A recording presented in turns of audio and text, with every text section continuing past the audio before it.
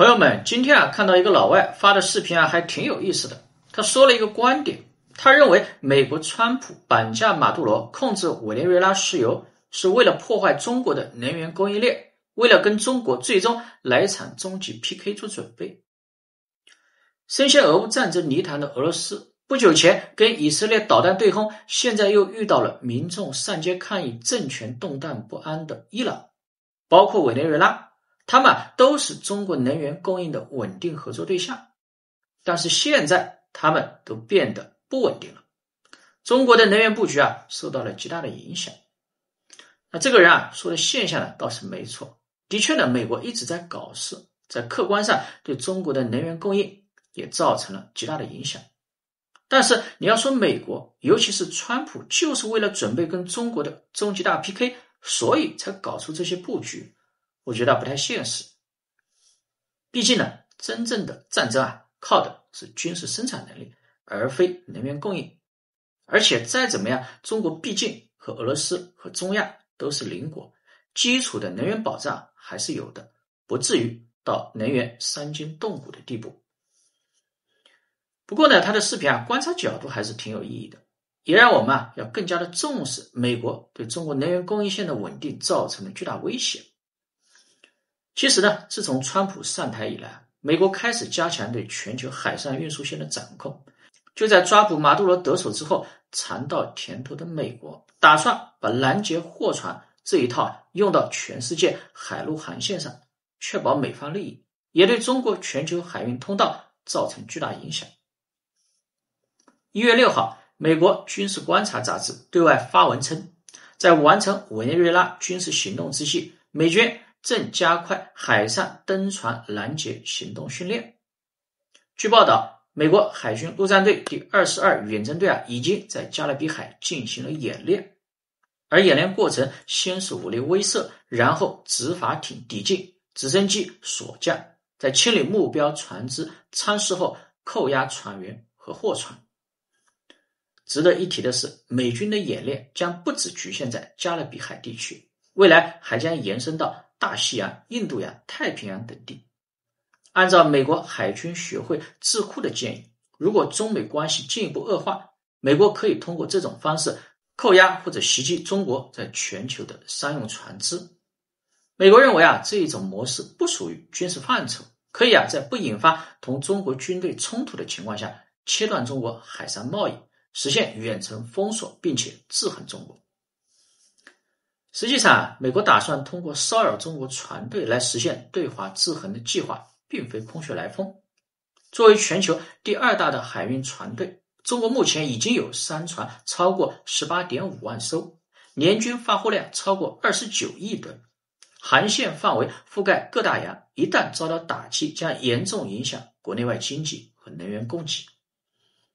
而跟中国形成鲜明对比的是目前美国在全球140多个国家和地区拥有大量的军事据点，对全球主要海盗都实现了区域性的军事覆盖，必要时都可以实现封锁，可以说对我国的海域构成巨大威胁。12月，美军在委内瑞拉外海扣押了中国香港注册的世界号邮轮，这标志着美国开始从幕后走向台前。未来几年，对中国在内其他国家商船的行动将开始有增无减。面对川普政府重归海盗行径，我们必须未雨绸缪，做好万全准备。在新一年当中，仍然需要加快军舰的建设步伐，远洋海军建设、新航道布局以及对等威慑，甚至必要时，我们也应该考虑登检美国的船只，坚定维护中国的国家利益。Let me repackage. Obviously, I could be wrong. This does require some speculation, but let's just talk about the facts first, okay? Then from there, we can try to understand which narrative fits the facts better. 1. The United States has been saying for years now that we must fight a war with China, that it's not only likely, it's probably inevitable, and that we must be preparing for it. They've been saying it for several years in plenty of leaked memorandums, memos, etc., and then also explicitly stating it. 2. It's become very clear that in a military straight-up fight, we cannot beat China. 3, it is clear that we cannot outproduce China, right? In no reasonable amount of time could we put together the supply chains necessary to circumvent the supply chains of China. 4, China and the BRICS are actively producing a system that is capable of circumventing U.S. financial institutions and undermining global dollar dominance. Those facts are uncontroversial. None of those are controversial. So let's look at the actions we have taken. First, we start a war in Russia. I will not argue that that war was started by Russia or the United States. It was started by the United States. I'm tired of the propaganda here. Who attacks first is not the starter of the war, okay? That's like saying, oh, he hit me first, and then just ignoring the context that led up to this person punching you in the face. 1. Start a war with Russia. Bog them down, drain their resources, damage their economy via sanctions and trade embargoes, etc., disrupt their oil industry. We sent advanced weaponry to Russia, which was a major escalation, if you recall, that would require American operators to deliver the targeting for these weapons. And we used those weapons and drones and other things to strike Russian oil installations. 2. Start a conflict with Iran, damage their oil infrastructure. I went over that in a prior video as well. 2 major oil depots in Iran were damaged in the short fighting that took place there earlier this year. 3. Depose Maduro, disrupt Venezuelan oil. 4. Threaten the rest of the world that if they do not comply, they will be the next Maduro. There is an implicit threat in this. Venezuela, Russia, and Iran are all strategic oil partners of China. That's also uncontroversially true. Prior to 2021, Russia supplied oil all over the world. But since then, they're basically relegated to trading with countries that are willing to, evade American sanctions. So this is India, Iran, and China primarily. The sum total of this is that the U.S. is doing one of 2 things or both. The first is the weaker of the 2. Number 1. Constrain Chinese oil suppliers in a vain attempt to disrupt the Chinese economy, destabilize prices, and cause domestic unrest. 2. Set the material conditions for an energy advantage in a major upcoming conflict. That sounds pretty likely. I'm not claiming that the United States is some omnipotent cabal. I'm not claiming that they have perfect control over the outcome. I'm claiming that the U.S. is shaping the energy security topology ahead of a potential great power conflict, and Russia, Iran, Venezuela matter primarily because they are the energy backstops of China. That's a strategic material argument, not a conspiratorial one. Let's break it down a little bit. Their economy has been damaged. We have explicitly targeted their oil infrastructure. It's clear, but the extent to which it's clear is unknown, that we have degraded Russia's ability to act as a reliable and scalable energy supplier in the world. Now, whether the United States started the war is debatable, I guess, if you want to be fucking a dick about it, but whether the United States accepted, escalated, and weaponized that war is not up for debate. So the Russia part is not only plausible, it's partially realized. As for the Iran question, we have not started a full-scale war with Iran. We have enabled and tolerated Israeli attacks in Iran. We have conducted covert, cyber, and kinetic actions in Iran. We have repeatedly demonstrated a willingness to hit their infrastructure both recently and historically. Iran serves as a strategic reserve for China in crisis. Not only that, but of Iran's oil, it is estimated by Visual Capitalist at least, that in recent years, 89% of Iran's crude oil exports go to China.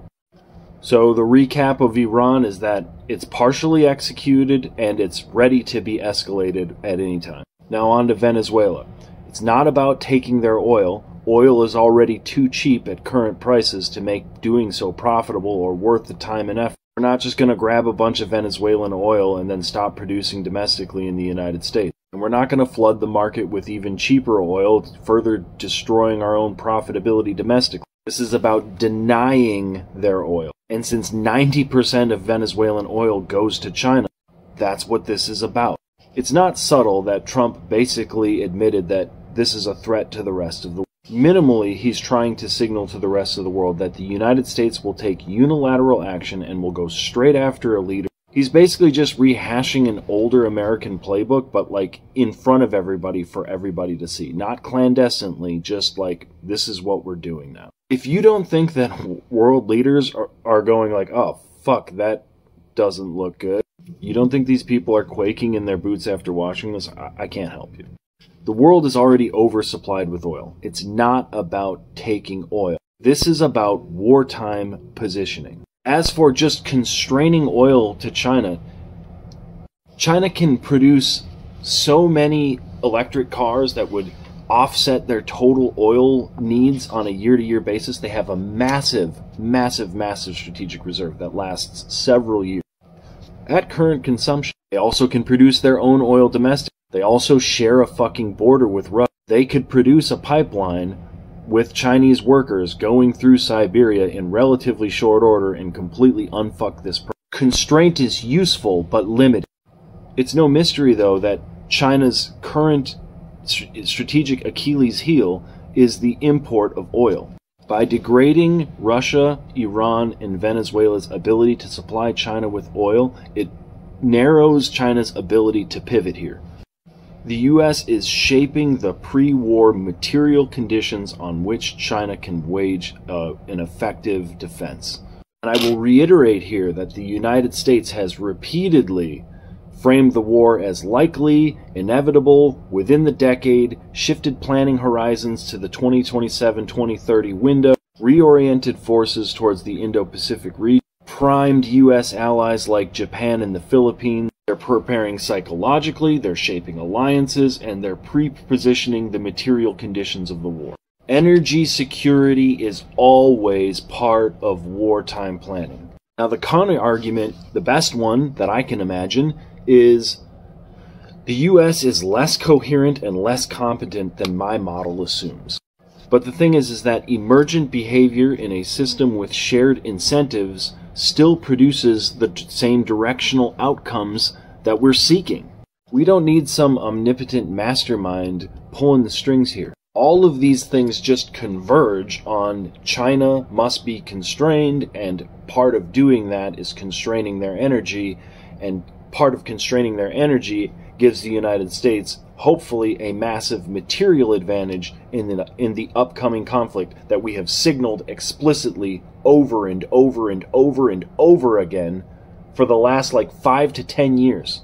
The degradation of Russia, Iran, and Venezuela's energy sectors aligns less with short-term oil economics and more with long-term strategic preparation.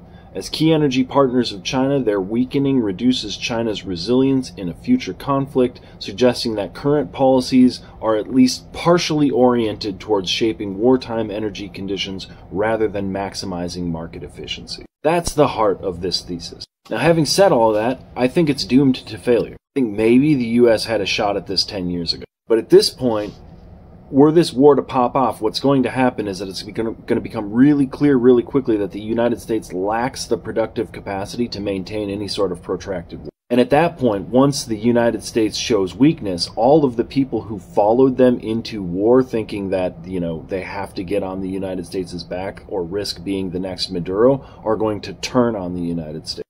That, I think, is my prediction of how that plays out. Once it becomes clear that the United States is not only a liability but offers no value proposition at the end of this war to these countries, they'll find that their combined strength cutting the United States out of the hegemonic position is probably way more valuable to them in the long run, if there's anything left in the long run.